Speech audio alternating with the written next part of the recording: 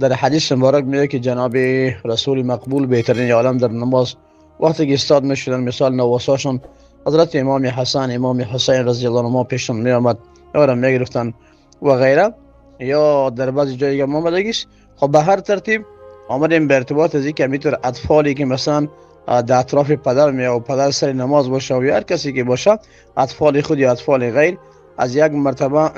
اجازه هست تا 2 مرتبه، از او بالا که با 3 مرتبه و 4 مرتبه پس داخل نماز می باشی و بعد اینا را پس میره، بعد میگیری و بعد دیگه، در این صورت اگر گپ بزنی خود نماز فاسد میشوه، اگر گپ نزنی عمل کثیر است، به عمل کثیر نماز فاسد میشوه، به عمل کثیر نماز فاسد میشوه.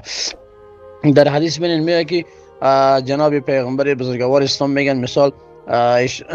خطاب یا فتوا به کسی است که او نماز یک جا میخونه و زمین خشک است، ریگ است، سنگ است، اونجا در سجده سرش مثلا به ریگ و به سنگ میرسه، به خار میرسه، اذیت میشه. یک بار اجازه است که اون استقامت سر در داخل نماز قید اساس صفا کنه. دوم سوم بار اجازه نیست که عمل کثیر مکروه تحریمی است، عمل کثیر میشه با دو صورت، عمل کثیر که شد نماز فاسد میشه. قسم یک نفر داخل نماز باشه، با بدن خود بازی کنه، با کالای خود بازی کنه، دستاش تا کنه، بالا کنه، نظر بکنه به طریقه کثیر، یکلگی اعمال کثیر است. اعمال کثیر مطابق مذهب احناف با فیصله فقهای کرام رحمهم الله این نماز فاسد میکنه، فاسد میکنه، حتی از مکروه صاحب بالا، از کراهیت بالا، از مکروه بودن بالا که نماز فاسد میکنه، فاسد میکنه، فاسد میکنه. السلام علیکم و رحمت الله.